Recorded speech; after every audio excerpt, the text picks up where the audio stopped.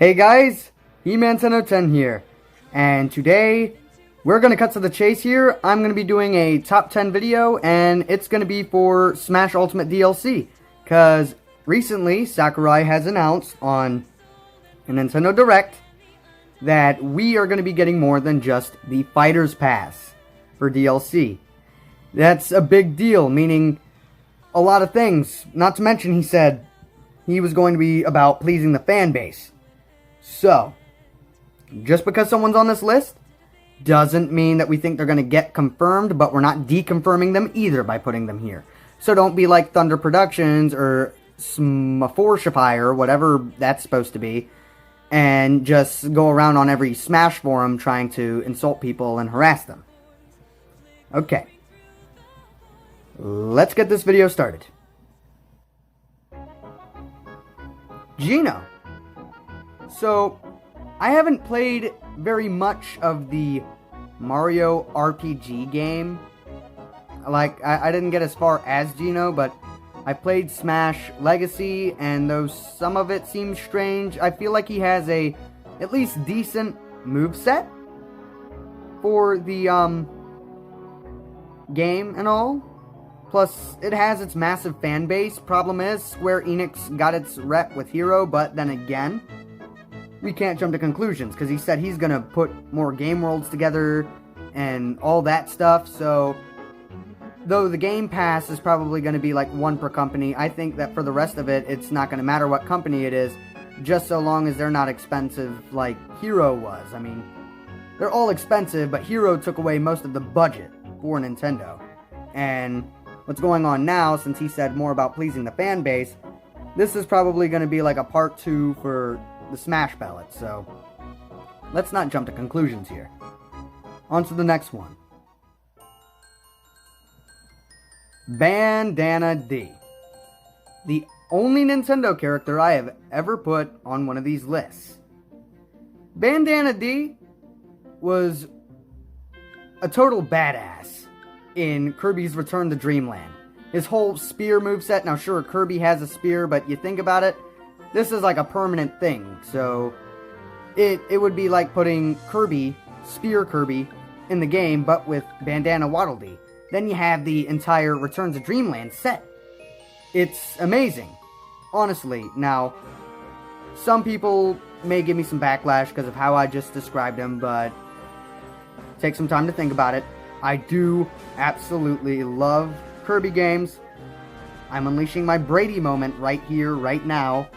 I do love the Kirby games, and I do like Bandana Dee, Meta Knight. I really enjoyed Dedede as being playable. That was a total game changer. And everything about Return to Dreamland. That might even be crowned as my favorite Kirby game of all time. And if Bandana Dee were to get into Smash Bros. 1, that's less on Nintendo. Like, that's less of the pain in their wallets. And that could actually put the character in. Let's see if we can get that to happen. Next one. Axel and Blaze from Streets of Rage.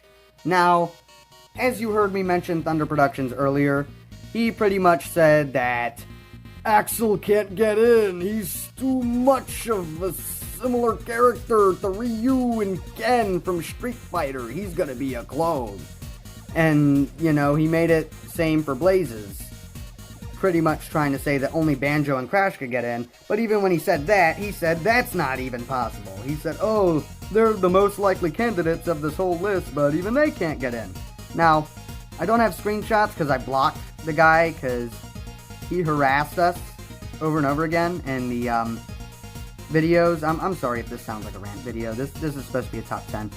But, you think about it, the Flaming Knuckle, the amount of the special moves that they have, along with the animations and all, can make them completely different characters.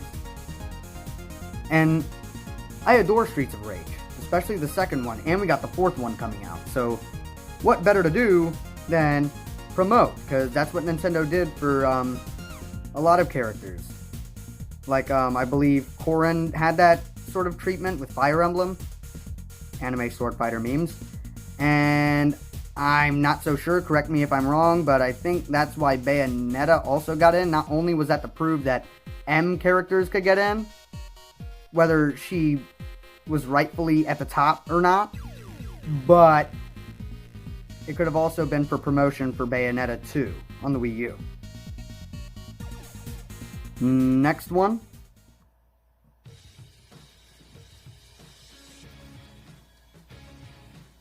This was a tie because, and trust me, you're going to see a whole lot of these because it was hard to decide for some of these characters.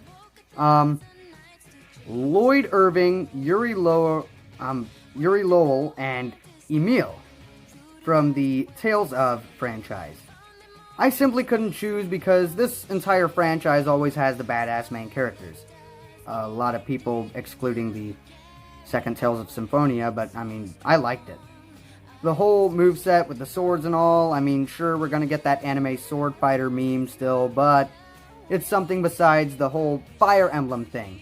And we have the Tales of franchise sitting there, and that would pretty much be, I believe, Namco's rep after this entire Smash Ultimate thing. I don't believe that any Namco characters were revealed. You could correct me on that as well.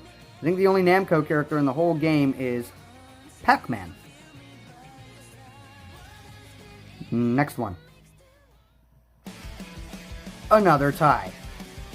Misako and Kyoko, I might have pronounced those wrong, from the River City Ransom franchise. Now, you guys can say that those are just the damsels in distress, but just recently, the new game River City Girls just came out. I don't own it yet, but it looks like an awesome game. It looks like a return of like a Streets of Rage sort of thing, which is probably one of the reasons I really do want them.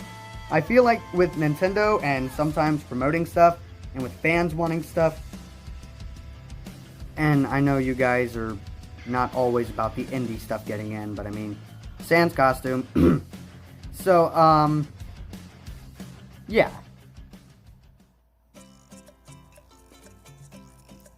Rayman! Ah! Oh my god, that sounded horrible. Yeah, 3, 2, 1. Ah! That was also horrible, sorry. The whole thing with Rayman, that game was awesome. I don't care what you say about Origins. I'm sorry, I didn't specify it was Origins. Origins was awesome. It had all of its comedy, it had that awesome gameplay, I mean, storyline, who gives a shit? Rayman is an incredible character. His awesome moveset, his helicopter hair, the floating fists. I mean, the only thing that would be a problem is how are we going to make an amiibo for Rayman when most of his body is floating body parts? Which, I'd see that as the only little problem. But then again, you could have him kneeling down or whatever, because that could work. You just have a little stilt and you have him kneeling down and all, and so you could have the body parts close together as well. Which, that could work. The spirits don't deconfirm. I mean, we're speculating over the Fighters Pass, but as for the next couple of fighters, we're unsure as of now. So, Rayman for Smash.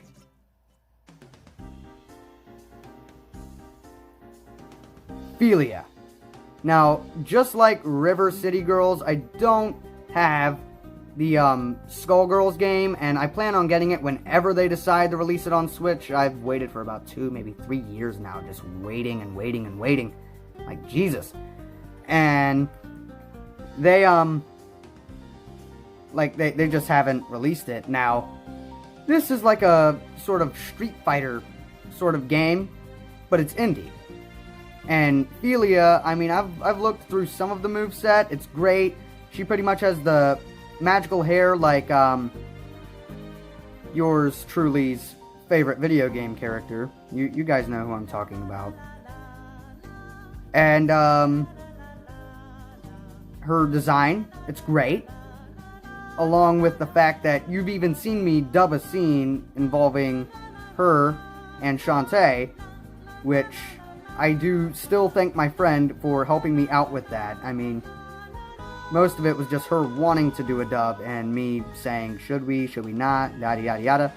So, yeah. And now, the moment you've all been waiting for. Now the next character is someone I can actually talk about. Crash Bandicoot was a symbol of my childhood. Believe me on that.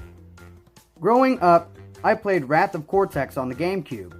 Then later, I experienced more from Crash. And that's why, got too attached to Crash Bandicoot that I just couldn't stop playing his games. But it may be a little late for Nintendo to put the character in that game. It would still be interesting to see him with his kick butt moves, man. So let's see it happen.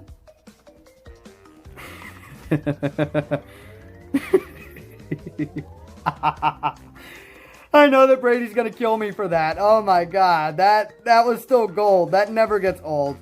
Okay, guys, on to the next part. Sorry, I just had to. Don't act like you guys didn't see this coming. Shantae is number one, always will be number one. My favorite indie, my favorite from way forward, my favorite game franchise, everything. No matter what my friends or anyone else will tell me, I absolutely love the Shantae games to death. Now, call me gay, call me LGBT all you want. Screw you guys. But, the whole hair whipping, the magic, the transformations, the whole thing with the design, the fact that we have Shantae 5 coming out, that thing with the smash window, still speculating. And, I mean, shit, she had a little representation as a spirit, but spirits don't deconfirm as far as we know. So, thank you guys for watching this very quick top 10 of Smash Bros. Ultimate characters for DLC. Now, if you guys ever see Thunder Productions or anything anywhere, just say to your good old pal, look at my Twitter page, send them those memes that I made, and that's it. Make sure Brady doesn't kill me as well. Thanks for watching.